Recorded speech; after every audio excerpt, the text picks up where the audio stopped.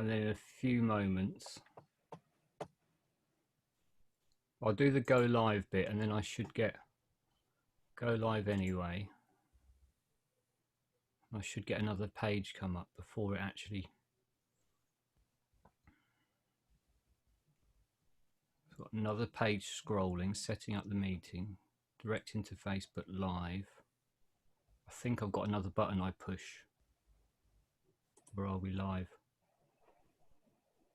We are live. We are live, and it's 17:30. How's that for timing? So I don't know, is it good afternoon or good evening?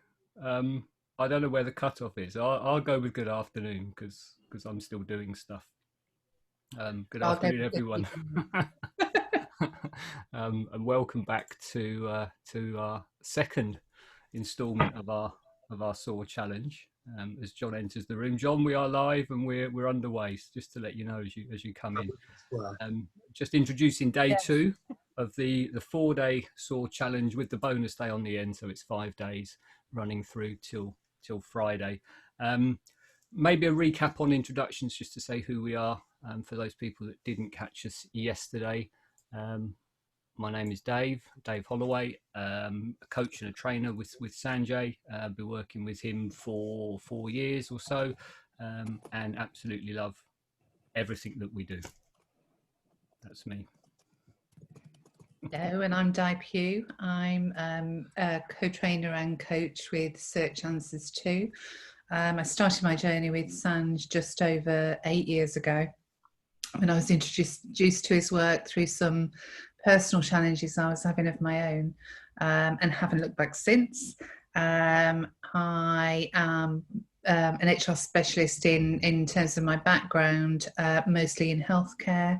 And really this work has really helped me both personally but fundamentally within my work life as well.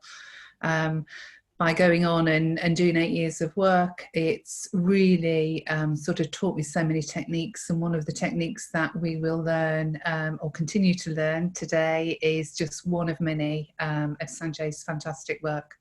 So welcome. And my name is John Grant. I'm a lawyer, but please don't think too badly of me for that. Worked with Sanjay for about 6.5 years. Some years ago, he asked me to join his crew, and I still don't understand why. I am a co-trainer and coach and love everything about it. And I'm excited to be here again this evening. Thank you. Good evening, everyone. Jenny Henderson. I have been working alongside Sanjay for 8 years with regard to all of his marketing and sales and marketing strategies. But alongside that, I've also been a client of Sanjay's. So when I first met him, he said to me, the best way for you to learn and help me promote what I do is for you to come and learn what I do. So come into the events and be in the room. And boy, did I not realize that I needed them. So after spending 3 days on a retreat with Sanjay, I came out as a completely different person. I had dumped a whole load of stuff that I'd been carrying around for years. People noticed a massive change in me, and it was just a delight to be able to carry on, and then obviously crew alongside the 3 people that you see on these screens and some others that we have as crew who you will meet as we go on the course of this journey together.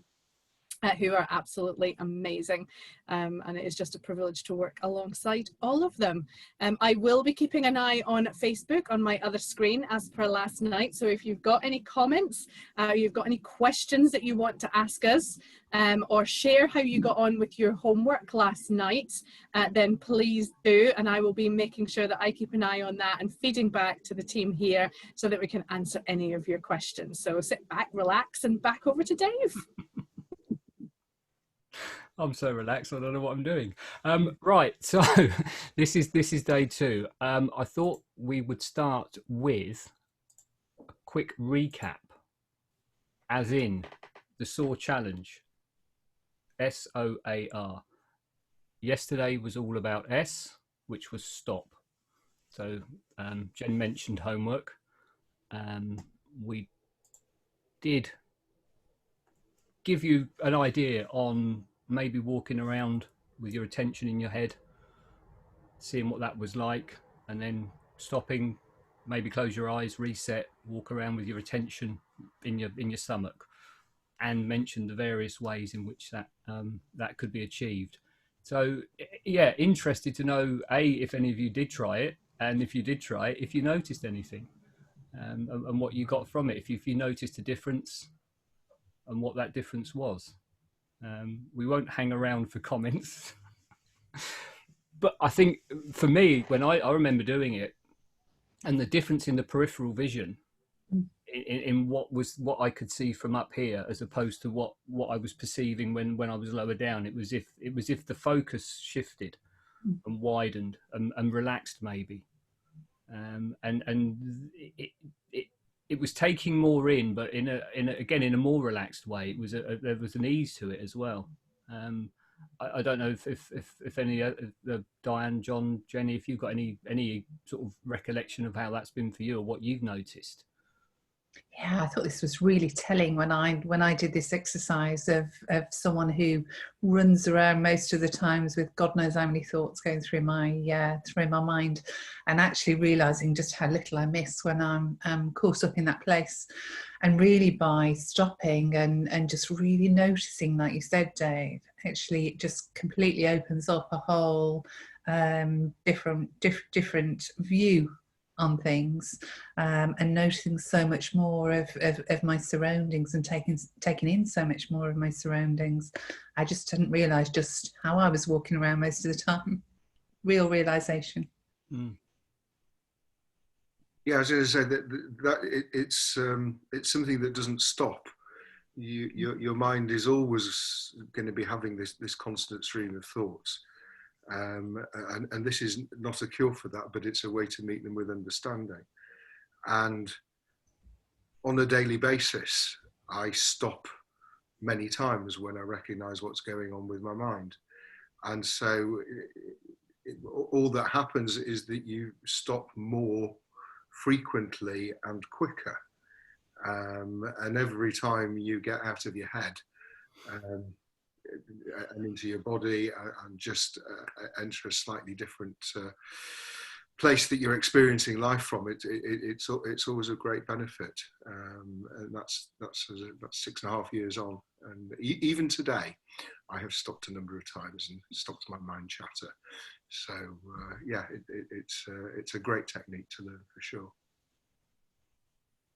John, you summed it up beautifully yesterday when we were going through this about when you take Rita for a walk, and about noticing the colours. And I did that the other day. I went for a walk and I was just in a really, really peaceful place going for a walk, and there was an elderly lady washing up in her window in the kitchen, and I looked over and she smiled at me and I smiled back at her, and we had just that moment of interaction. And then I was in this beautiful place, but the trees were like a different color, and everything was more vibrant as I was wandering around, and I could see things, and it was just beautiful. So yeah, what you reminded me yesterday when you summed it up about when you go for a walk and you just take in and just, you know, relax and are peaceful in that environment. It's great.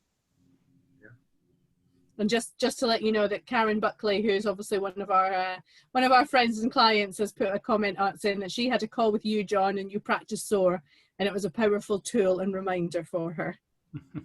Thank you, Karen. The 5 is in the post. That in itself, actually, Jen, is an interesting point.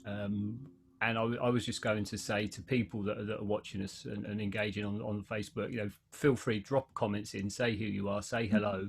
Some of you will be new to us. Some of you would have worked with us before.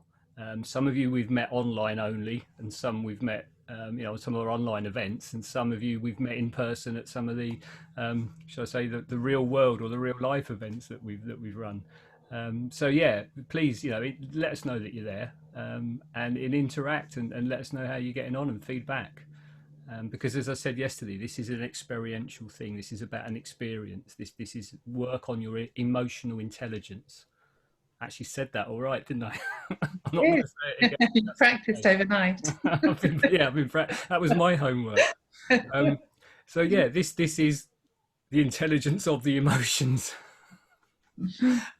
So it's experience, because that's what emotions are. They're experience, they're internal. So please, yeah, feel free to comment. And also, while I think of it, we've mentioned homework. We've also got some video clips that we've been putting on the Facebook page. So they are there. And they'll just sort of back up, reinforce, or add to some of what we say during these calls. Because again, we've got, you know, half an hour.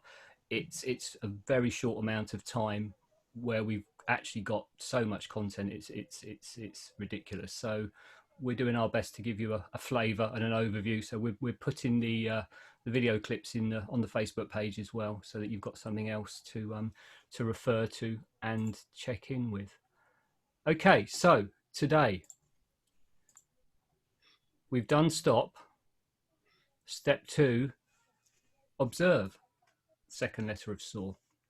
I didn't really take too much working out that it would be an O word, but it's observe. Observe. And for me, that really ties in with what we've just been saying about stopping, and it makes sense that it leads on, because that is the noticing that comes once you've stopped, once you've taken that attention from the head thoughts and whatever's going on into the body, and there's a natural step, a natural awareness that opens up. You start to notice things. So I think that for me is the initial key thing. But then the way we work and what we do with it is actually then what you're noticing, and that's where the emotional intelligence part of it comes. That's for me. Then it's starting to notice those emotions and how you're feeling, and then what comes from that, and that's then where, you know, the rest of the steps follow on. Again, John, Diane, Jenny, what you notice, as I said, for me initially it's just that awareness of things that are going on, but beyond that it's then the emotions and how you feel, and then that can then apply in any situation. Yeah, for me it's an opportunity to, you know, literally to examine those emotions.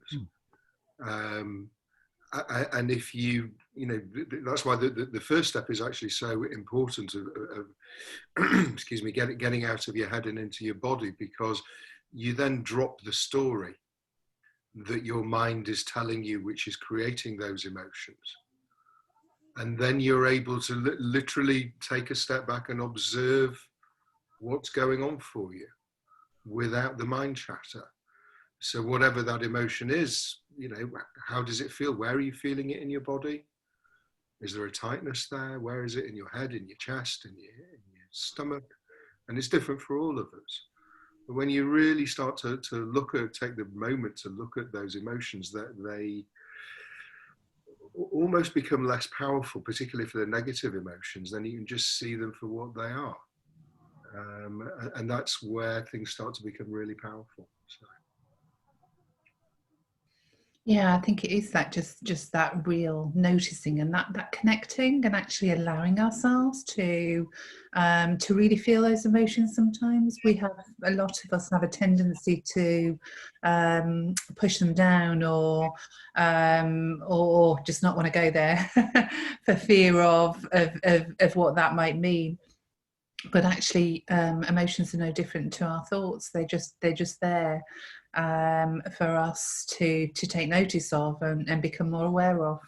And when we start to do that, as John says, you know, sort of especially the negative ones, start to dissipate very quickly, rather than becoming something created as bigger and bigger within ourselves.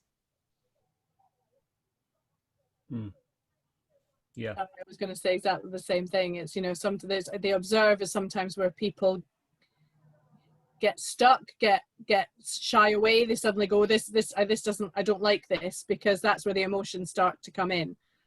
You know, they've stopped, they've, you know, the mind And as Dave said yesterday, the playback and recording device, they've shut that off, they've pressed pause on that, and they've gone into the body for a little bit, and then it's like, oh no, I've never done this before, oh, I don't like this.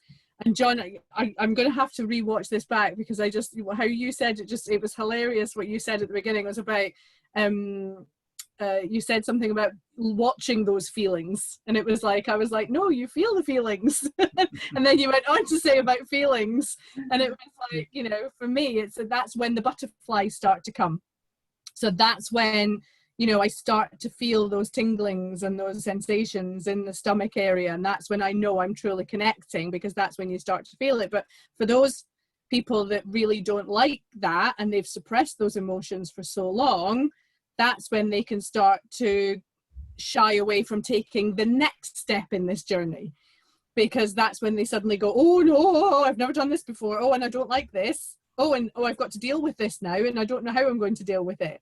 And if they've been living in their minds, or you know, things going too long, suddenly asking them to face those emotions can be quite, you know, quite a scary place. And we talk about, you know, talked yesterday about the fear and the doubt creeping in. That this is where this starts to come into play, really. I think that the important thing for people to appreciate when they're practicing is it's not a question of inviting the emotion in, and it's not a question of pushing it away. It's literally sitting with, observing whatever's actually there, and just starting to examine it. And my experience is that, you know, it's been alluded to a number of times, that when you do that, the emotion starts to lose its power, because you say, oh, okay, it's just a tightness in my chest, or it's just a bit of a tension in my neck, or that of itself is not actually doing you any harm. It's the story that goes with it, and it's getting drawn into it. That's where the problems arise. And, you know, we talk about emotional intelligence, and this is enabling you to look at those emotions, and you taking control over them. And, you know, stating the obvious, this is what it's all about. So. You need to be careful, John. You're dangerously close to the next step. Tomorrow. What I was doing.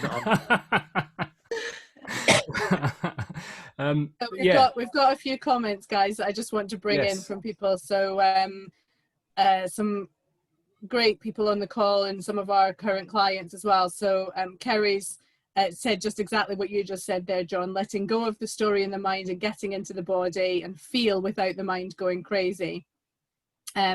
Nikki Smith, who joined us at Emotional Mastery Online in May, has said, and March, she said that SOAR changed her life, and it's an amazing tool. And she says that her mind is so much quieter, and she no longer has that crushing emotional pain in her chest. Brilliant. That you were talking about there. Lovely. That's just so nice to hear. When we set this challenge up, we said it's the 4 steps that you need, or that are needed to use emotions to get greater clarity in order to make better decisions. And we mentioned yesterday about the thoughts that lead to the emotions, and it's you get the thought, then the emotion, and it's after the emotion that you start to take action, and then you get results. And wherever you are with that emotion will dictate the quality of the action that you take. And I gave the example, if you were phoning up with a cancelled flight to get your money back, if you phone up angry, or if you phone up in a good mood. And when Sanjay developed the SOAR technique, and again, I'm not sure how much I made of that yesterday, but this is something that Sanjay's pulled together from his 20 plus years of experience of different modalities, different teachings, different things. This is where SOAR comes from. And one of the people that he pulled information from, Dr. David Hawkins. David Hawkins came up with levels of emotion. In fact, there are more than 9 in David Hawkins' work. Sanjay's brought it down into something maybe a bit more manageable. But if you look at the 9 levels of emotion, you can see that there are levels of emotion which you would maybe define or say are lower levels of emotion: pride, anger, lust, fear, grief, apathy. And then there are what you could maybe describe as the higher levels of emotion: courage, acceptance, peace. And they're actually there's a line between them, which on the slide is a red line. But this comes from Dr. David Hawkins. He did a lot of work around the energy involved in the emotions. And one way of summing these emotions up, where you've got the line and you've got peace, acceptance, and courage above, and you've got the other emotions below. Those above the line are the powerful emotions. Those below the line are the forceful emotions. And in fact, David Hawkins' book is called Power versus Force. That's where it comes from. And so what we do with SOAR, and what we'll be explaining tomorrow and Thursday, is the way to get above the line, the way to get into the powerful emotions, the way to get into the peace, acceptance, courage emotions, because that's key to then taking better actions, better quality actions that get you the results. So when we spoke about, or said on the challenge, how to use your emotions to get greater clarity, to make better decisions, it's really, I think fundamentally for me, it's a getting above the line. It's getting into those higher emotions: peace, acceptance, courage, or whatever names you want to give. You've got love, joy, happiness, they're all up there. This is a slight simplification. And it's taking action from that place, as opposed to taking action from a place of fear or anger, and seeing how the results come from that. And again, I can only talk from personal experience, and it's my experience that when I approach things in a good energy, high energy, above the line energy, however you describe it, I either have to make less of an effort to get a result, or if I make the same amount of effort to take the action, the results far outweigh what I was maybe expecting, or what I would have got previously, or what I'd get if I was approaching it from a more lower emotion, negative emotion. There's so many words you can use to describe it. So again, I'd open it up to Diane, John, Jenny, how you would, if you know, how you feel about that, if that's sort of, if that makes sense, and that sort of sums it up for me, at least, as the of why SOAR is so powerful.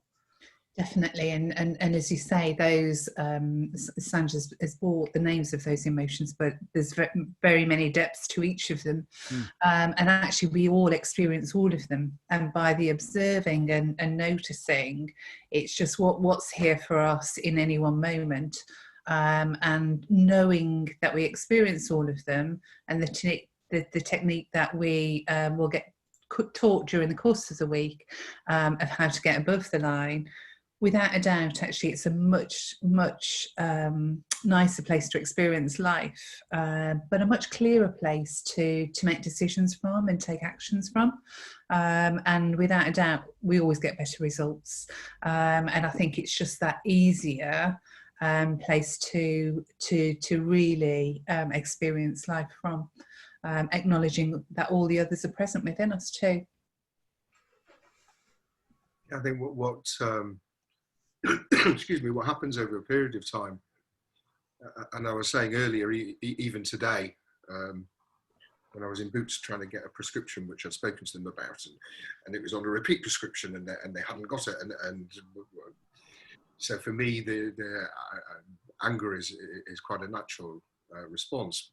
But when I was having the conversation, literally as I'm having the conversation, I'm stopping and observing myself, and okay. And the body's natural reaction to doing that is to move up that scale of emotions. And so whatever was going on for the girl on the other side of the counter, I very quickly moved from a place of anger to an above the line emotion. And therefore that very simple experience was actually more pleasant for me. And as Diane just said, the more you do this, the more you move from those lower level emotions to the higher emotions, and you start to experience life from that place. And it's, you know, almost self-evident that living a life from a place of courage, acceptance and peace is a damn sight more pleasant than living it from fear, anger, and lust, or wanting. And you know, at the end of the day, that, you know, isn't that what it's all about for all of us? Is just living the happiest life that we can, without ending up being locked up in a lunatic asylum, hopefully. But it's true. It's true. So, and this stuff works. We say it over and over again. This stuff works. So I think another part to that, and it became apparent for me yesterday actually, is that in a situation like that, then John, today with the prescription, you notice the anger. You can do something internally. You can rise above. You can get into a higher energy. You're above the line, even if that prescription had still been wrong or not happened, or they hadn't got it, or it would affect you less, even if that hadn't changed, as opposed to how you would have been if you were still angry, because you would just be getting angrier with them, or angrier with someone or something. None of us like someone who's angry. To that extent, you can't actually lose, because even if things don't turn out the way you would have liked them to, doesn't matter. Doesn't matter. And guys, I've got a great question from Karen, who's put on the comment box. Question: people may be interested to know, and it's a great reminder for me too, why is proud being below the line if you feel happy from a successful achievement after all the hard work? She's just said feel happy. There's your answer, Karen. You feel happy. You're not feeling proud. You're feeling happy at a job well done. And it's all right. It's not a bad thing to feel angry sometimes or proud sometimes. It's whether you live there. It's whether you spend a lot of your time there. That's the difference. But actually, Karen, you just said you feel happy. There you go. Just feel happy. Yeah, what David Hawkins tells us, and what Sanjay goes on to define further, is those levels below the line take up so much more energy. So we are pushing a lot harder to get the same results. Whereas when we take actions from above the line, that we're exhausting less energy, and we are achieving more by doing that. So it really relates to the energy levels as well. So if we are stuck in pride, we can achieve the same, we just make a lot harder work of it. But in terms of the journey and the outcomes we get, and that's very noticeable when we are pushing so much harder. I think you just have to look around you and see, you know, think of a time, or think of people, or a boss, or a leader, or somebody that you know, where you've seen them display that emotion and how it's either made you feel, or how much harder they've had to work, as Diane said, and then look at it from a different point of view, and then think about a leader who was doing it from a different point of view, from being above the line. So you may recognize people that you've been working with who are above the line. You may recognize people that you're working with who are below the line, and you'll notice the difference. You'll notice the difference in the results that they are achieving, but you'll also notice a difference in the results as to how you act when you are around them, because energetically you will be using force or pushing against somebody who is in a lower state emotion, but you'll be attracted and want to do more for the person that is above the line and dealing with you from above the line, and you will get better, both of you will get better results from that point of view. Without a doubt. Yeah. It's important. Emotions are just emotions. We attach labels to them in terms of saying that they're right or wrong, or good or bad. They aren't any of those things. They just exist. It's what we do with them, or the result of them, that can cause the problems.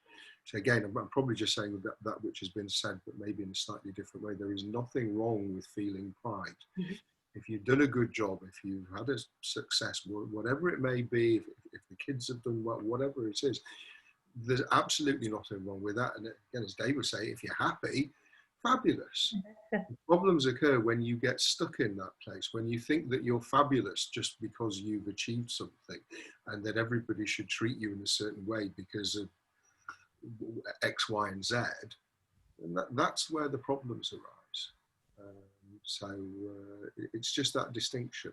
There's nothing wrong with feeling proud, nothing wrong with feeling anger, as long as you just don't blurt it out over everybody, which happens occasionally. Yeah. Well, that very neatly brings us to the end of today's session. Half an hour's flown by again. There is some homework for those of you that are interested. A couple of things to think about. The first one is notice how you're feeling. Observe yourself. Observe what's going on inside. Observe what the feeling is. If you can give the emotion a name, fantastic. If you can't, just as fantastic. Are you above or below the line? If you can't put a name on how you feel, okay, but is it a good feeling or a bad feeling? Is it a high feeling? Is it a low feeling? Above or below the line is an easy, natural thing to know because it's an internal thing for yourself. So just check in on it doesn't, not minute to minute, it could be hour to hour, just 2 or 3 times a day. We said yesterday, thousands, tens of thousands of thoughts every day, maybe only leading to a few emotions. So just check in with yourself, see where you are, and see if you can put a name on it, and just check in and see how it changes during the day. How are you feeling in the morning to maybe in the afternoon, in the evening? And one other thing, maybe it could be a fun exercise if you can persuade someone to help you. If you can get someone, stand opposite each other, have your attention in the head as we were last night, and just look at them. Then turn back to back, and each of you changes one thing about your appearance. Turn back and see if you can see what the difference is. And then try the same thing again, but have your attention in your stomach. So do that pause, bring the attention down, and for whatever means works for you, bring the attention to your stomach, turn you back to back again, change something, and just see again if there's any difference. It's observing from a different place.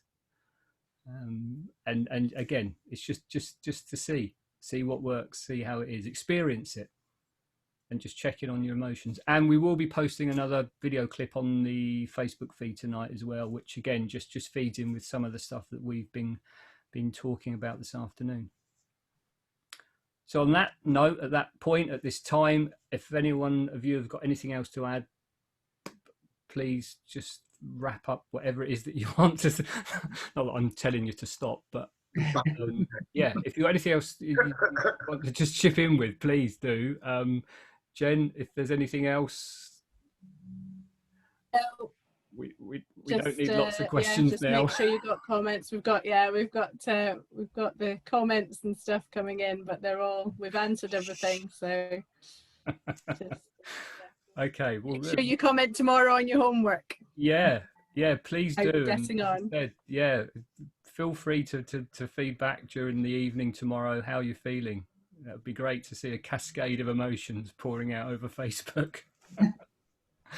So on that note then, I'll just say thank you to everyone. Diane, John, Jenny, and everyone that's been with us on Facebook. Thank you all for your time, your attention, your participation.